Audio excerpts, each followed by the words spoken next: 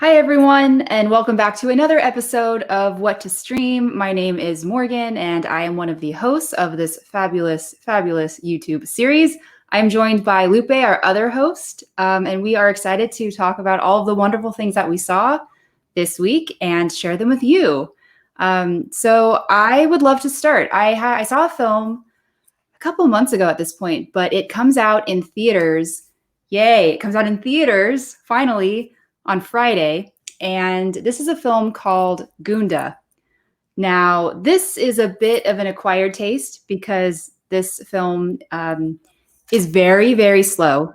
It's very much an experiential piece of cinema, if you will. This is directed by Victor Kossakovsky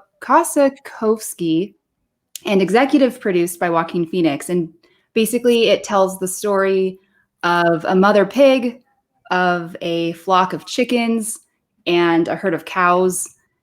And it just pretty much shows how they live their life day in and day out. It's very slow, as I mentioned, but beautifully directed. Rich black and white images. There's actually no dialogue and no sound and no score, no text on screen. Right from the very minute this movie starts, it is, I think, a 20-something minute long take, just one shot of this mother pig and her piglets.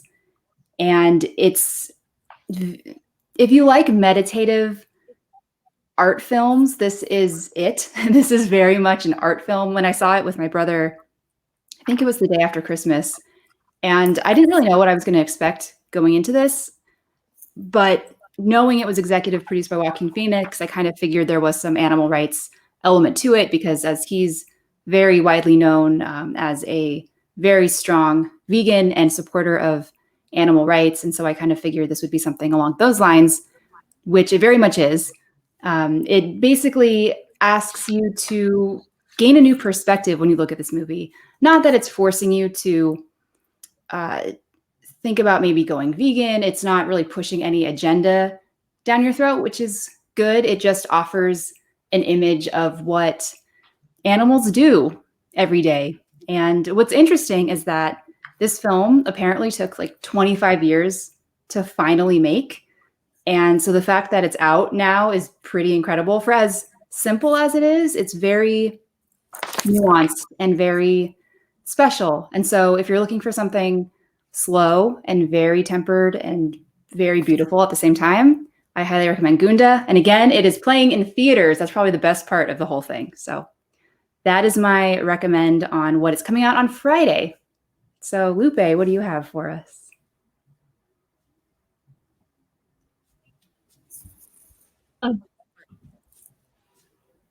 We have some freezing going on here, so pardon the freezes. Wi-Fi.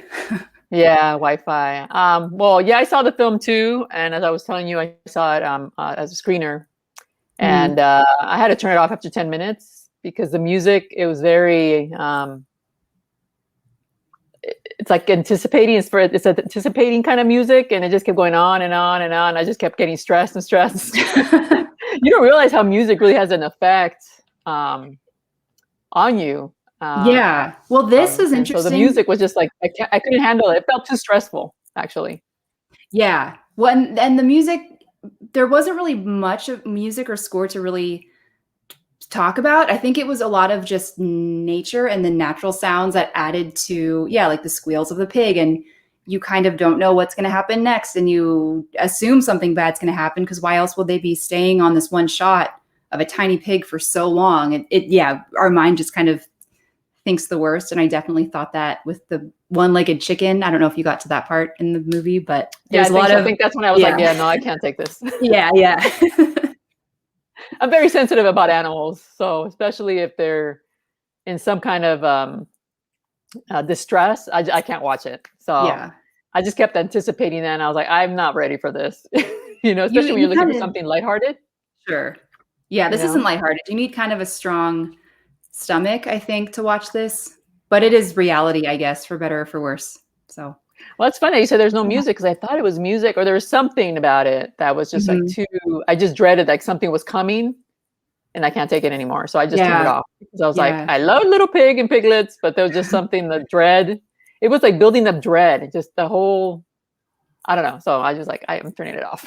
Yeah, that's because fair. I'm very sensitive about animals. So if you're sensitive about animals, you know. Yeah, proceed with caution. Proceed with caution. Yeah. Yes. Wow, interesting. Yeah, so it's a particular taste, right? Yeah, very much. Right. Very much. Okay. Well, I've got something, a thriller. It's based on a true story. It's The Courier. And hello, everybody. How's it going out there? So yeah, The Courier stars Benedict Cumberbatch. Is based on a true story on a British businessman named Greville Wynne. He was just this average guy in the 60s, a businessman who was recruited by the CIA to be a spy for them. And basically they wanted him to go to Russia and get intelligence from a Russian double agent who was working with MI6 and the CIA, giving them information about what was happening in the Russian government. And at that time you had well, not yet, I guess I won't spill it yet, but it was the middle of the Cold War. So this is basically an espionage thriller. It's coming to PVOD. It'll be available for $19.99. And depending what you're up to, it might be worth it, not worth it. But in essence, Cumberbatch, what I liked about this film is that he plays this average guy. He's not a spy. He's not James Bond. He's just this guy that they recruited. And at first he didn't want to do it. And he said, you're doing it for the service of the country, blah, blah, blah. They guilted him into doing it. And so he went along. But as time went on, he formed a friendship with the spy. His name is Oleg, typical Russian name. He's played by, let me see, what's his name here? Merab Ninitsi. And once they form a friendship, that's really when the film starts to pick up, because now there's something at stake. You care about these two characters, and they're in the middle of a very dangerous situation. You know, Benedict Cumberbatch's character is going to Russia to make trips and getting information back from Oleg to give it back to the MI6 CIA. So there's a lot at stake here. And at first it's a slow burn, and you know, you're curious to see what's going to happen. But once you have that relationship with the two of them, it's really quite endearing, because now you're really invested in, like, I hope these guys make it out, because it's a very dangerous time. I know we've all been used to, we all know that you don't mess with the Russian agents, because there's very serious consequences that can happen. And as I mentioned, it's a true story.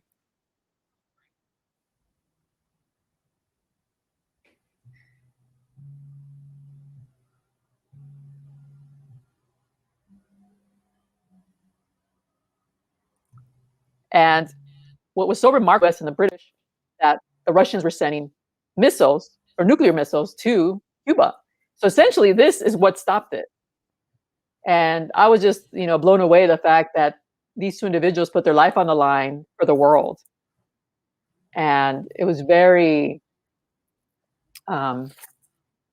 intriguing that this actually happened. That these two, well, one guy was a spy, was a double agent, but this other average guy who they recruited, he got himself into a lot of trouble.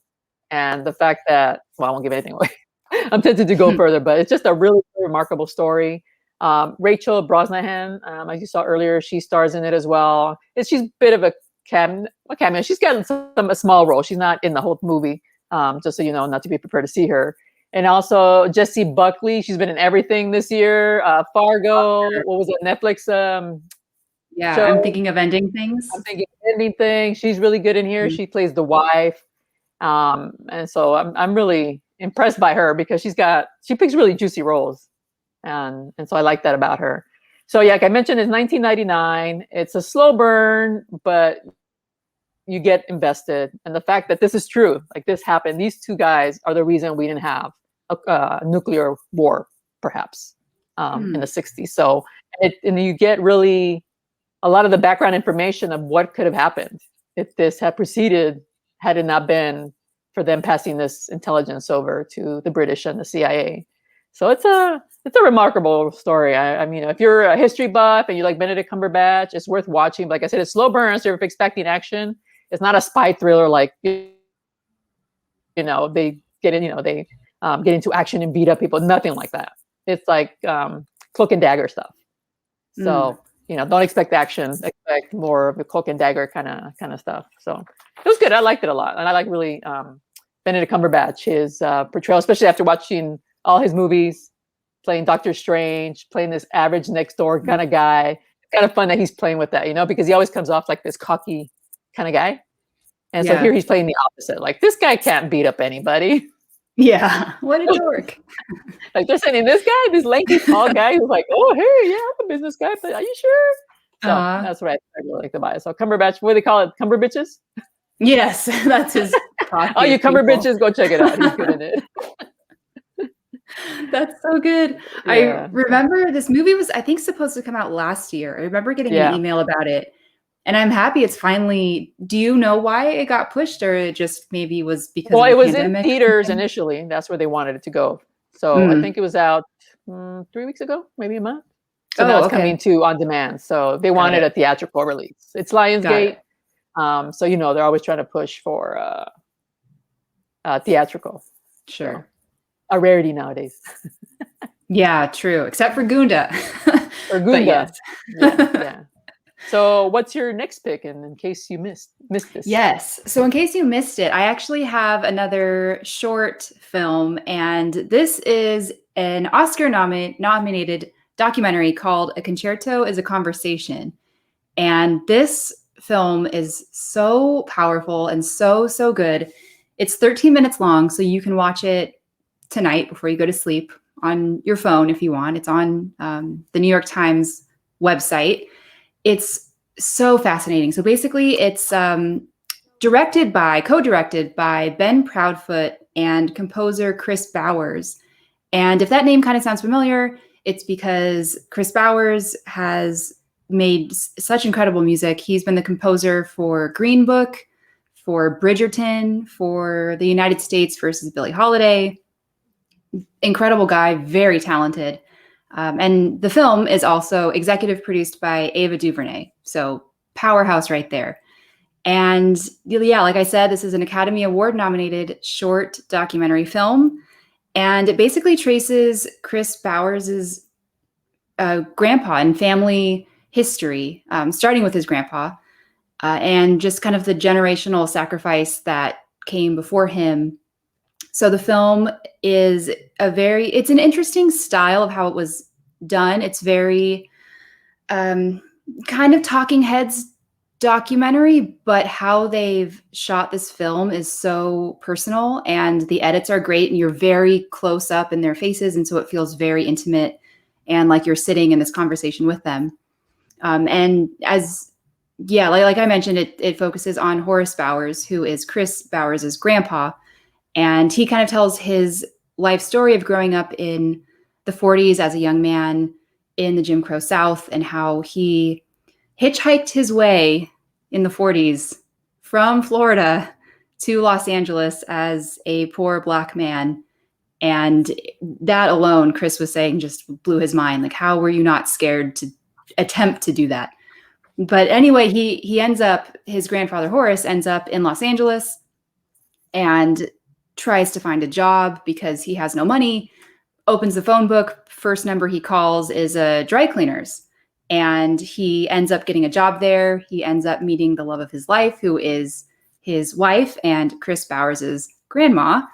And they form a life, have a family, and a couple generations later, Chris is born, and he is this famous, awesome, incredible composer. And this shared love of music is a really strong bond between Horace and Chris.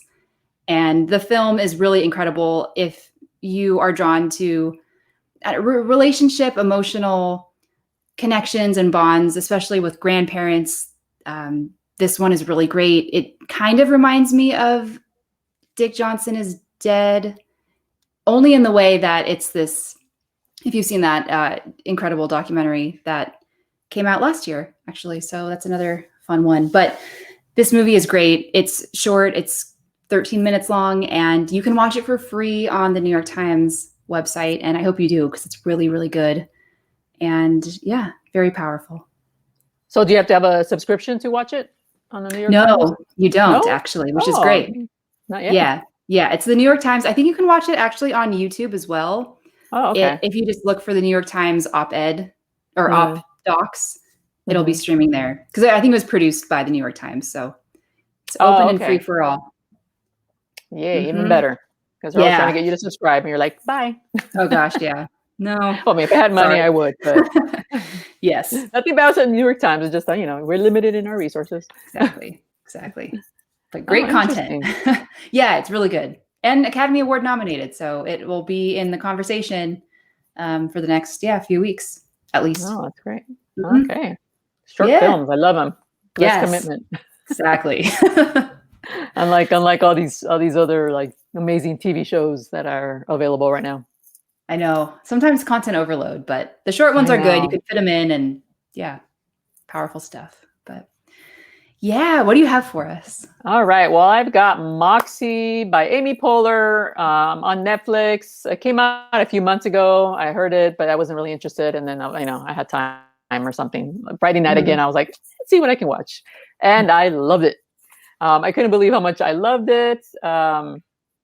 It's Amy Poehler directed it. It's based on a novel by Jennifer Mathau. And it's a really empowering film about girl power. And basically, a new girl is what sets off kind of this rebellion in this other character played by Hadley Robinson. And she's great in it. She plays Amy Poehler's daughter. Amy Poehler's in it. And she plays her mom.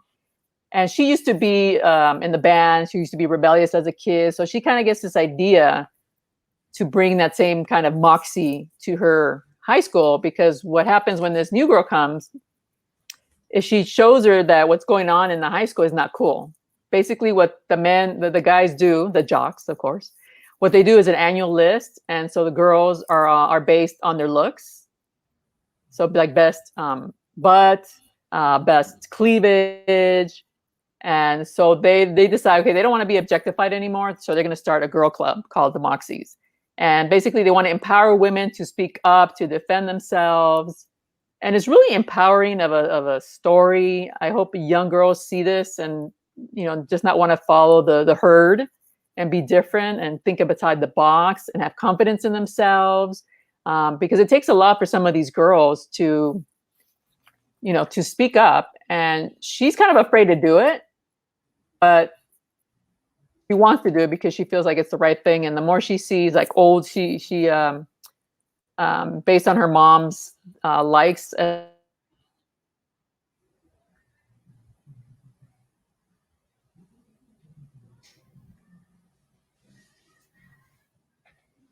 As a teenager, she starts to listen to, and there was this punk band that Amy Poehler directed. Is that it's really, you have your stereotypes of high school kids, but it's really representative of everybody. You have the girl who's the sexy girl, but she's not a mean girl. She gets tired of being objectified. She wears, tank tops. And at one point, the principal, who's played by Marcia Gay Harden, she's a great character because she essentially is playing the man's role in that when the girls come to complain about the guys, the way they're being treated by the guys, she's like, oh, it's nothing. And please don't say the word harass me because then I have to file a report. And you're like, seriously? But we know there's people like that. There's enablers like that. So she plays that kind of character, and it's good. And I'm glad that, that type of a female is in charge of the school, because it shows that it's just not the males. It's ingrained in the culture. And sometimes it takes a little kind of break out of it. So I really, really like this film. Also starring in the film is what's his name? Ike Barinholtz, and Patrick Schwarzenegger plays kind of the bully, the jock. Yeah. So he's really kind of the villain in the show. Mm-hmm.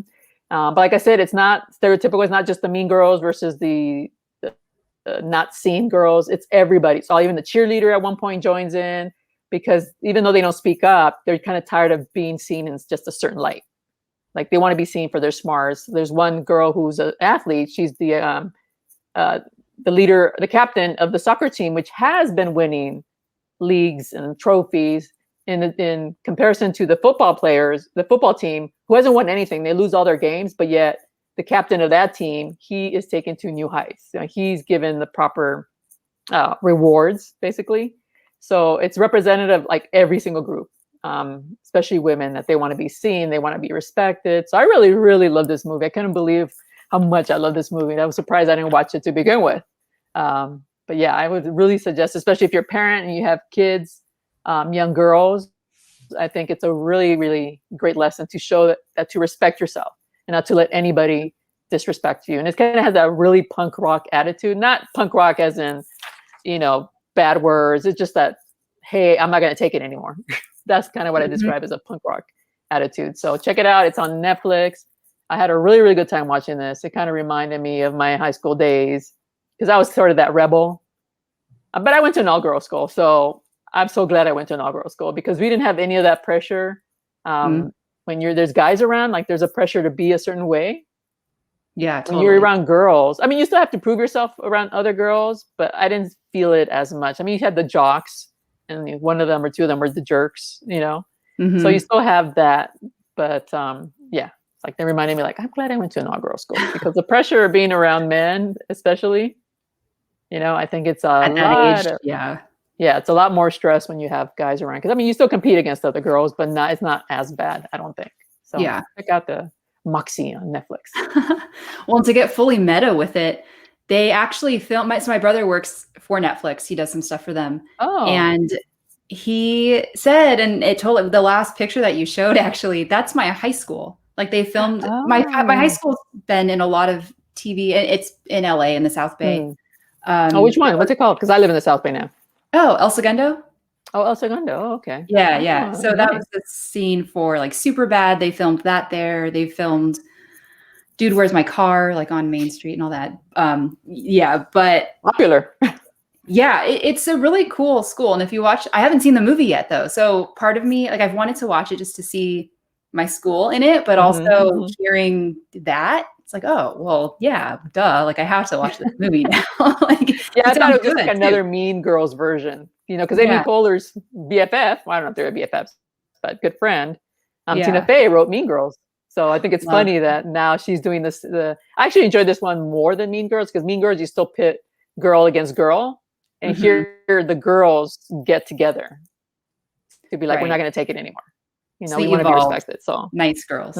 Yeah, it's a nice girls, but we're taking back our power. Basically, I really love that messaging. Like I said, and there's all types of girls there. Like you have the sexy girls and the girls who feel like they're unseen, and then you have the sports girls.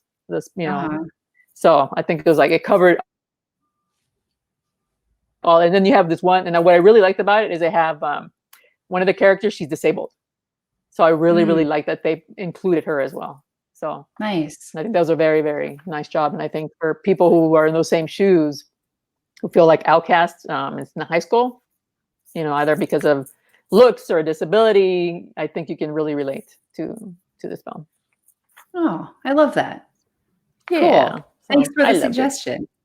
Sure. Yay. I'll probably watch it again. I like it so much. Yeah. So what's your next pick? Well, going on to, my next pick is a favorite. And this movie I saw last year right before Sundance. It premiered at Sundance, but I wanted to bring it up this week because it seemed very topical with the whole Scott Rudin parallel.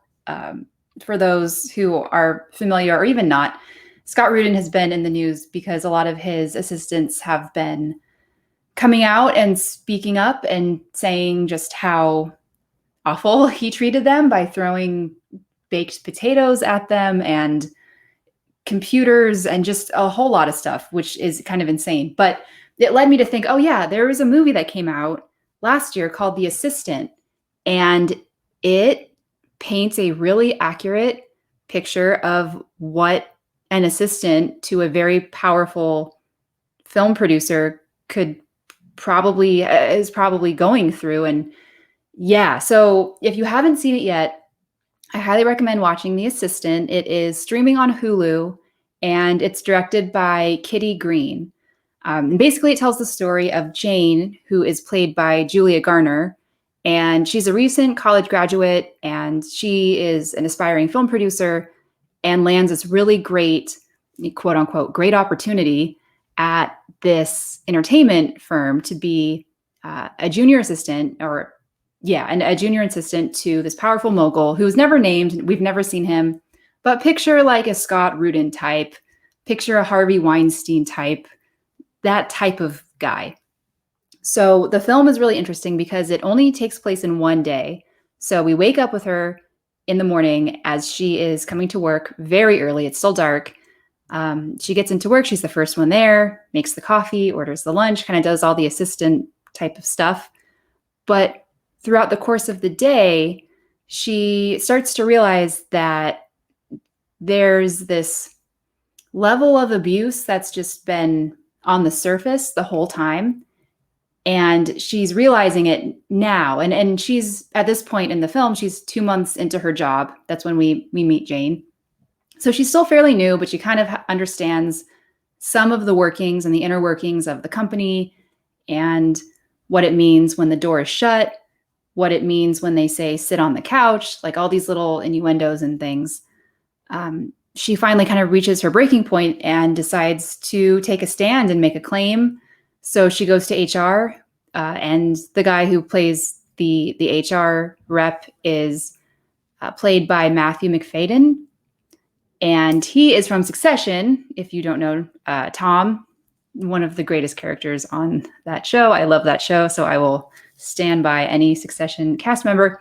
But anyway, he plays, HR, and he plays his role so well, but so awful at the same time, because he just is fully in on this business of disregarding any sense of like normalcy and morality, and he pretends like nothing's wrong, and he makes her think she's crazy, and it's just really creepy. This whole film is very, very creepy and sad, and it's this slow burn thriller that just, is the reality for so many people, not even just girls, but so many assistants and people who are hoping for their big break, and by wanting to do what they can for, some powerful person, they'll do whatever it takes. But, when is it too much, and when do you cross the line? And it's a lot. It's very heavy, but it's a very good film, and especially relevant now with the whole Scott Rudin thing. So if you have a Hulu subscription, I highly recommend putting that on your list. Again, that's called The Assistant. Yep. Mm-hmm. It's funny how they show these enablers. Like I was just talking about the Moxie, about the principal, when she's like, don't say harass me because then I have to file a report. Yeah. Exactly. That's what made me think of, I was like, oh, perfect segue, or sadly, into this movie. But, it's scary. I met a few of them. Oh yeah, same. And I used to work in the studio system, so seeing the movie, it kind of, I didn't have people throwing things at me because I probably would have thrown it right back, but they know me. One time my boss was like, don't get sassy with me, young lady. So I was like, whatever. But those are what happens in that movie is like, wow, like that pretty much, everyone's so scared of saying anything. Yeah. Because they think they're going to lose their job, and the way she tippy toes around people. And then also the assistants, like the 2 assistants, he's got 3 assistants. Right? Yeah. Uh-huh. But the way they treat her as well. Yeah. It's just like, it's so telling of the industry that it kind of goes down the ladder as well. I mean, assistants could be really cruel to other assistants as well. Like I said, I worked in the studio system, and I saw that happen, where the assistants were terrible, and even an intern told me, he's like, "You're the only nice one here." I was like, "I'm sorry." Everyone's trying to get ahead and push. It's the culture. It's the culture. Like the more meaner you are, like it feels like people will see you as a worthy boss eventually. I don't know. It's kind of an ugly thing. And I think it's more prominent when there's men around, because I worked with mostly men, and then I went to the marketing department. It was mostly women. And And it was, I mean, it was a little better, but it was still, you know, I was a coordinator, and that they were like power hungry. It was like, wow, I can't compete because I'm not that competitive. I'm not a competitive like that. I don't step on people to get over people. So, but yeah, it was. I mean, that movie really reminded me of my days in the studio system. And you know, my boss had a boss who would yell at him obscenities on the phone. And I was like, gosh, yeah. How do people get away with? I mean, I feel like that's maybe coming to an end. Shortly, because people are being exposed now, and for good, because no one should.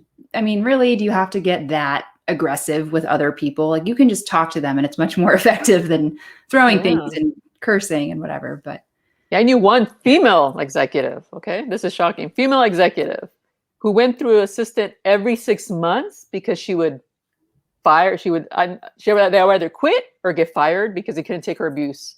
And I was thinking, why is the studio letting this woman, regardless if she's good or not, do this to other human beings? And I can never understand that, why they would tolerate it. If you're going through an assistant every 6 months, you would bring them in and be like, what's going on? And why am I hearing things about you being abusive to these people? You know, it's just like, I don't understand it. But I think now that, you know, I can not understand, but I can see how they would tolerate it from talent, because I go, well, they're making us money, so I guess we have to take it. Yeah, you know? justify it easier. But an executive, I mean, marketing executive, she could easily be replaced. So I don't know. It's just, and every time I see her at another studio, I'm like, yeah, I don't understand. I would never let anybody treat anybody. So when President Biden said that he's not going to take anyone being mistreated, I was like, oh wow, you don't ever hear that at a job these days. No, you don't. It's very rare. Because if you've been in an office environment, not just the entertainment industry, but like a basic office environment, you know, bosses think that they can mistreat people sometimes, most of the time. I mean, how many movies have we gotten at about bosses? Not just entertainment, but in general, just like bosses being mean, and Horrible Bosses too. You have Colin Farrell being a horrible boss. Right. Right in the title. Right in the title. Yeah. So, wow. Yeah. Check it out. I like the movie too. Yeah. Good. It's a slow burn. It's a slow burn, right? But.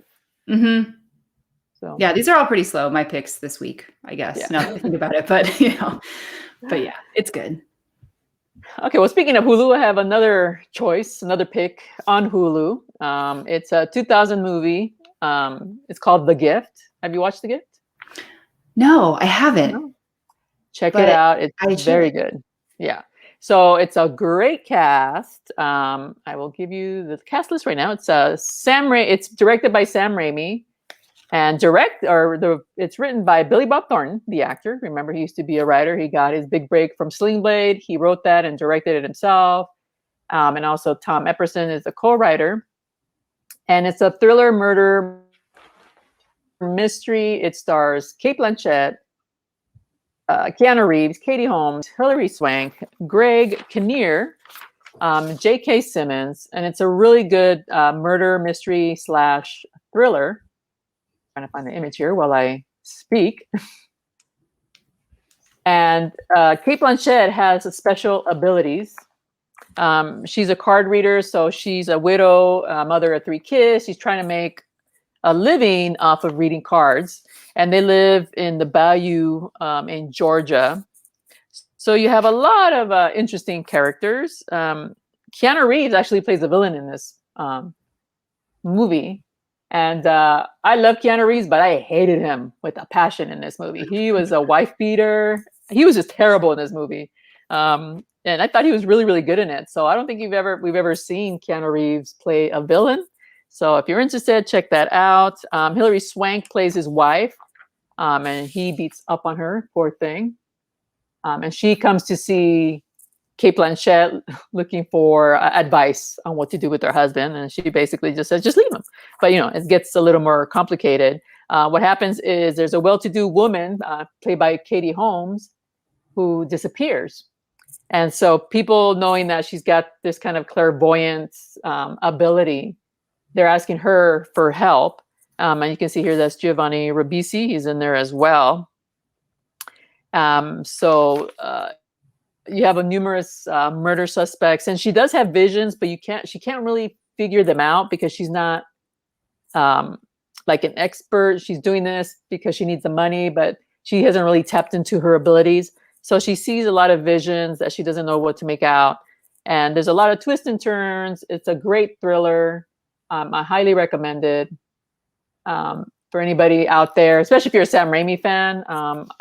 I forgot he directed this movie. I love Sam Raimi. I love all his films. Was it this other movie, From Hell? Another great movie. That's really horror. That's straight up horror. And it's such a good horror flick. You should check that one out too. But yeah, The Gift with Cate Blanchett, great cast. And Katie Holmes, she plays sort of a different type of character we haven't seen before. She's kind of questionable. She plays the field, and she comes from a well-to-do family. So she plays a really good character in this one. I haven't seen her in that many great roles, but I think this one was one of her best roles. And like I said, yeah, if you're a Keanu Reeves fan, check it out. You're gonna hate this guy because he's just a wife beater, and he's one of the suspects. But he plays it really, really good. So I mean, even when I was watching, I was like, oh wow, he can be unlikable, because he usually plays likable kind of guys or easygoing. But in this one, he's pretty. He's a piece of shit. So that's on Hulu. Yeah, like I said, twists and turns. And some people might be able to predict it. I didn't see the ending coming, so I was surprised. But when you watch it again, you're like, oh, you might see some clues to who the real murderer is. So that was a little film. I don't think got as much attention as it should have, because when I talk to people and I ask them, like, oh, I've never seen that. I'm like, check it out. It's a really and it's a good thriller. Cast. There's so many people in there. Yeah, and Hilary Swank is really good in it as the wife, but you don't know if she's being manipulative with Cate Blanchett's character, because she stays with Keanu Reeves, or her abusive husband. So you don't know like what's going on there. So there's just so many subplots, and that's what I liked about it. That nothing was clear and cut case, because there's just so many things going on. And then she starts to form a relationship with Greg Kinnear, who was involved with a well-to-do woman. So it's just like, you don't know where this movie's going to head, because there's just so much going on, and there's so many like questionable characters in this. So that's a good one. Check it out. That's another thriller. Nice. Awesome. So those are picks for the week. Yes, we have a lot to choose from. We have some twisty things. We have some slow things. We have some female empowerment things. So take your pick. Oh, and you mentioned Succession. I started watching it, as I mentioned earlier, or when we were off record here, that I got my Moderna, my second shot. So Sunday I was like, I feel like crap. I'm just going to stay in bed. So I started watching Succession, and oh my God, that show. Right. I think I finished season 1 in a day and a half. I'm on season 2, and I just can't believe I'm just like, I'm glad I'm not rich. I know, right? All the problems. Yeah, it's just like, I mean, as everyone knows, it's inspired by the Murdoch family, but there's a lot of parallels. They have like their own news network.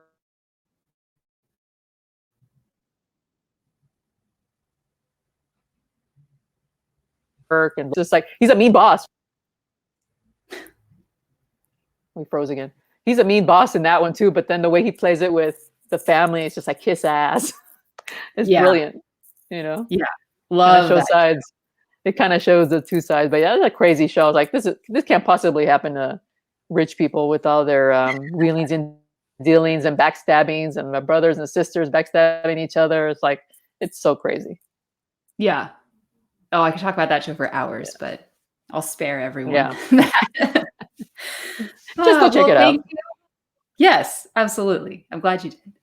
Thank you everyone for watching another episode of What to Stream. If you have any recommendations for us on what you think we should be watching, please leave them in the comments below. We have our watch list is growing, so we'd love to add a few more on there. Thanks so much, and we will see you next week. Or tweet us here if you see right here, you can tweet us at Twitter at our handles. All right, everyone, have a great weekend. Plenty to stream, so take a chill pill and just watch it. Exactly. All right. Bye, Morgan. See ya. Until next week. Let me go find my entry. Outro.